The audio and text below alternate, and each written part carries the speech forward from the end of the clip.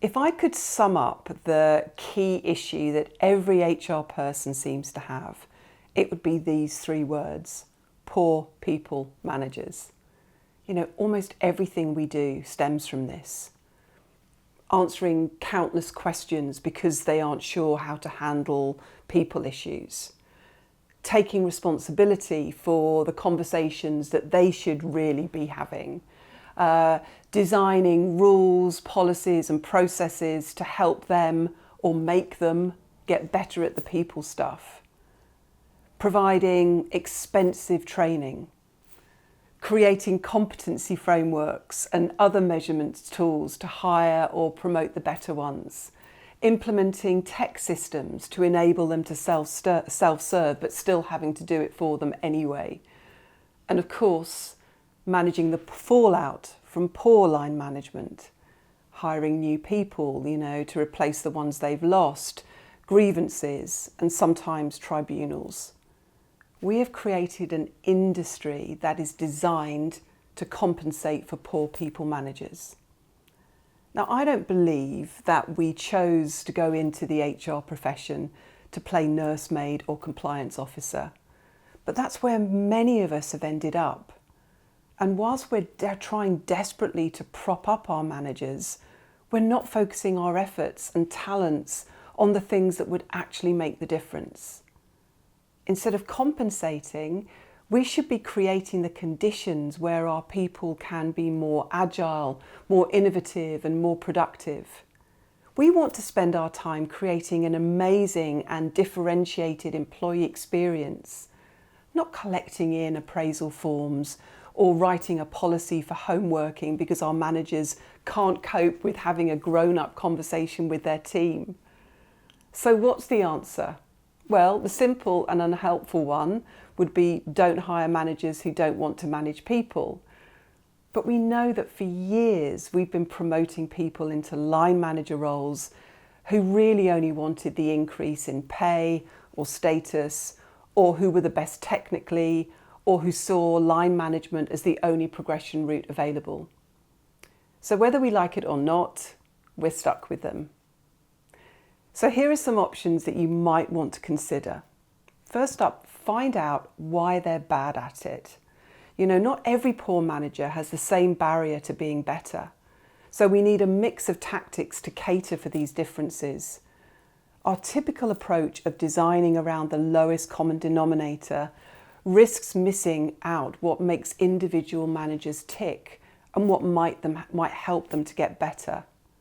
Yes, there are those who just aren't interested, more about them later, but there will also be those who are unclear about what they need to do, or those who lack confidence, or those who want to do the right thing, but who are highly introverted and struggle with the idea of conversations. Try using the persona tactic that we can borrow from marketing, where we analyse the line manager population and identify a small number of line manager persona or types based on their motivations and challenges around people management. Then work out your approaches and support packages. Also, focus on the outcomes that you want from them, not the processes that you want them to live by. We're so keen to have them do the right thing by their people that we tend to provide them with detailed processes to follow, performance reviews, bonus allocation, 9-box grid completion, and so on. But we end up providing one-size-fits-all approaches, and we often overlook the actual quality of the outcomes. Consider identifying the outcomes you want from them instead. What would good people management look like for you? SAP identified 3 very simple outputs for their managers: coach your team, show appreciation, and lead with trust. Now, they didn't say how they were supposed to deliver these outcomes. They allowed managers to do it in ways that work for them and their personality. But they also measured it through regular pulse surveys. Holding people managers accountable is often missing. We measure and publish their financial and operation results, don't we? So why not their people results? Thirdly, support with stuff that works. Now, I'm not saying we should eliminate our leadership development programs entirely, but given the amount we spend on them, we really ought to have seen some better results by now. Consider alternative support resources that work with their busy schedules, but that are also proven to have a big impact, such as using nudges or peer-to-peer support, or short and sweet learning interventions, such as O2's learning shots, 3-minute videos that give managers something practical to try. You might want to check out our Conversations Toolkit, which gives managers a simple set of tips and conversation starters to use. And finally, and this could be really hard for us, let's make a decision to stop compensating for poor people managers. Now, I know that this might feel like giving up our life's work, but trust me, once you've made this shift, it can free you up to be much more impactful. In practice, this looks like focusing our energies on the ones that are a bit more curious and open to doing things better, like at Standard Chartered, where they have reinvested their development budget into emerging rather than senior leaders. They've recognised that working with the ones who are open to doing things differently has a much bigger impact than trying to get leaders of 20 to 30 years to change. Dropping processes that try and force managers to do things that they end up doing badly, like the end of year review.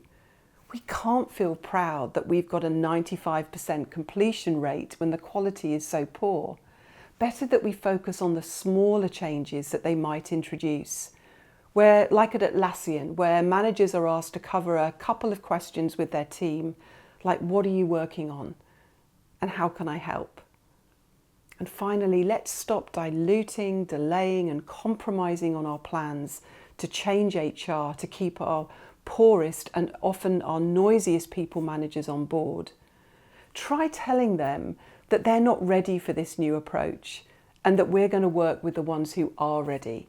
This at least reduces their objections and enables us to make change happen, and often actually makes them want to take part. The whole FOMO thing kicks in. I'm not sure who first thought of the idea of an HR function, but whoever it was, I'm sure they never imagined us spending our valuable talents and energies on propping up poor managers.